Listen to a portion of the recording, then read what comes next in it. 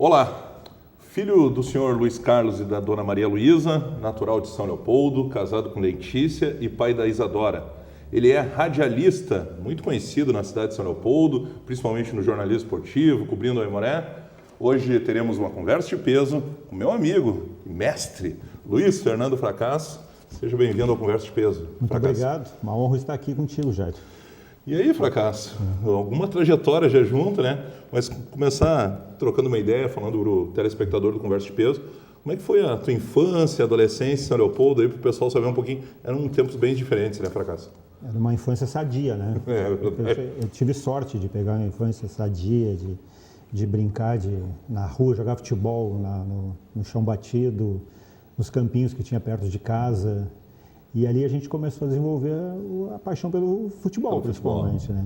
E narrava os jogos de botões que nós jogávamos com meus primos. Já começou a sonhar em ser radialista, então. Nós já tinha um gravador lá naquela época, meu primo tinha um gravador, e nós narrávamos as partidas de futebol de botão. Acho que muitos começaram assim também, acho, né? Hoje, claro, o videogame tomou conta, mas na época era o futebol de botão, né? Muitos narradores falavam isso. Um gravador daqueles antigos de fita cassete, né? Que era grandão, assim, era enorme, né? E nós gravávamos, tem até essa fita até hoje, né? Que maravilha. Essa aí eu quero ouvir um dia, porque eu não ouvi. Então, trazer uma hora para te ver. Assim. E ali a gente começou até a paixão do futebol. E já ouvia muito rádio, meu pai me deu um rádio de presente e eu já botava, não tinha fone naquela época. Sim. De ouvido, a fone era uma coisa rara, né? Claro. Então, aí uma vez meu pai comprou um monofone, que era só de um lado, assim, um fonezinho branco, assim, que eu botava embaixo do travesseiro para escutar o rádio, né? Dormia já naquela época com o rádio. Entrava a madrugada dentro... Escutava a rádio Tupi do Rio de Janeiro, que de noite ela pegava no AM, né? E tinha as ondas curtas que eram muito fortes, né? Então nós já escutava naquela época, assim, quando eu dormia num beliche na minha casa, assim. Já. Chegou em algum momento nessa época aí de adolescente, até mesmo na infância, sonhei em ser jogador de futebol, antes do rádio, no caso? Eu joguei nas escolinhas do Aimoré, cheguei até o juvenil do Aimoré, mas aí eu vi que não era para aquilo, era para mim ficar fora do campo.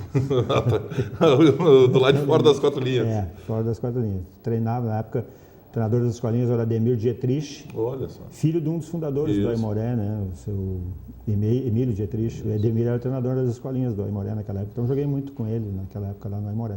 E desde cedo, até por essa ligação, acompanhando o Clube Esportivo Aimoré? Sempre. Já desde a infância, eu morava perto do Estádio Cristo Rei, eu morava ali na BR-116, perto do posto que tinha, posto tem até hoje ali, eu morava do lado, então eu tinha uma convivência com o Estádio Cristo Rei muito próximo ali, né? 500 metros do estádio. Mais ou menos assim, então tinha um campo de areia na frente do Estádio Cristo Rei, onde hoje é uma loja, nós ia ali jogar futebol muito ali direto, então nós já via jogador, eu fui, como eu era da escolinha, por muito tempo eu fui gandula do Estádio Cristo Rei, as escolinhas escalavam os gandulas para os jogos da Aimoré. Sim. Né? Eles buscavam nós nas escolinhas para fazer os jogos do profissional. Do profissional, gandula. Então, essa vivência sempre foi próxima ali, assim, nesse sentido. Né? Uma ligação muito forte. E aí veio a juventude e como é que foi ir para o exército? Hein?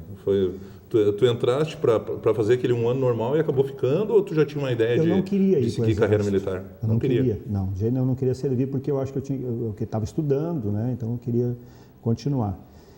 Na época tem uns amigos meus que me tentaram tirar, na época do quartel, não conseguiram e eu acabei ficando. Coincidentemente, dentro do Exército, eu fui para a arma de comunicação.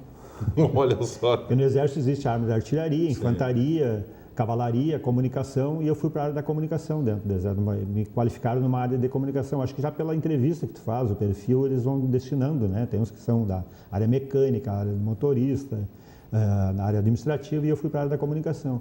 Então, lá dentro do Exército, no primeiro ano que eu fui servir, eu já comecei a trabalhar com rádio, com telefones, que era a área de comunicação interna, dentro do Exército Brasileiro, né? Então, tinha um sistema de rádio que tu falava com o Brasil todo, em todas as unidades do Exército, né?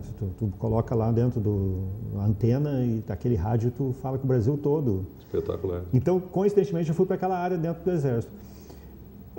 Foram quantos anos de exército? Foram 5.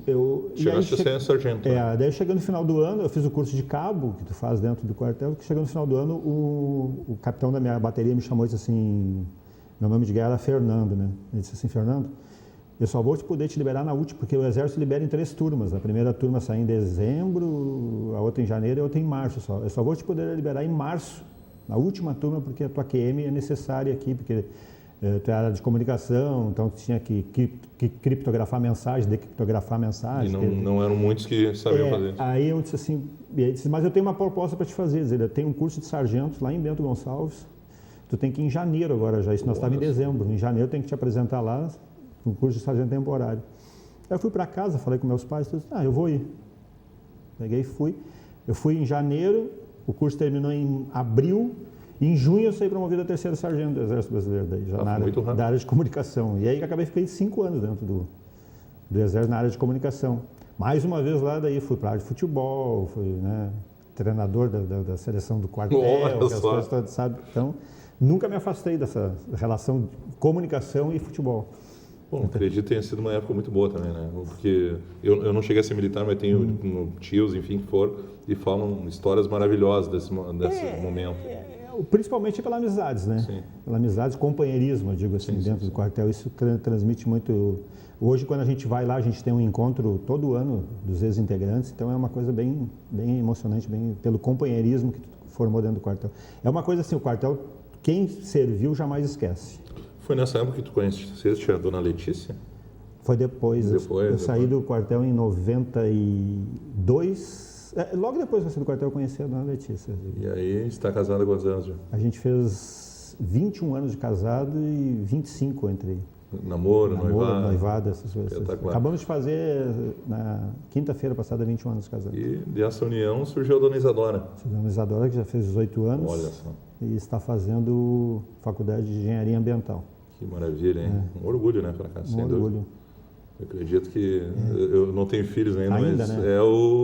É a realização de uma vida, né? É uma realização de uma vida, e principalmente quando tu vê teu filho encaminhado, né?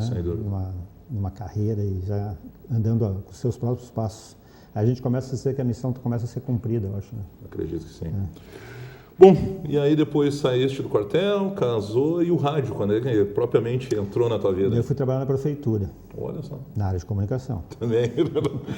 Então não tinha como fugir mesmo. Fui convidado para ser assessor de imprensa da Secretaria de Obras na época. Sim. E aí, como é que chegou o rádio? Através do nosso comum amigo Paulo Machado. Grande Paulo Machado. O Paulo Machado era trazê-lo aqui no radialista da antiga Rádio Progresso. E tinha como eu era assessor de imprensa, o Paulo Machado conversava muito comigo. Sim. Tinha um programa semanal da prefeitura que era gravado na prefeitura e passado na rádio. O Paulo Machado ia para lá e gravava, né? Ele foi 1, 2 vezes, na terceira ele disse assim, agora tu vai gravar para mim, ele disse. Aí eu comecei a gravar os programas com as informações das obras. Tu tinha quantos anos nessa época? Eu tinha 24 anos, eu acho. Garotão, 24, hein? 24 anos. Comecei a gravar os programas e passava o Paulo Machado, ele não ia mais lá. Sim. Ele só ia lá buscar o programa daí.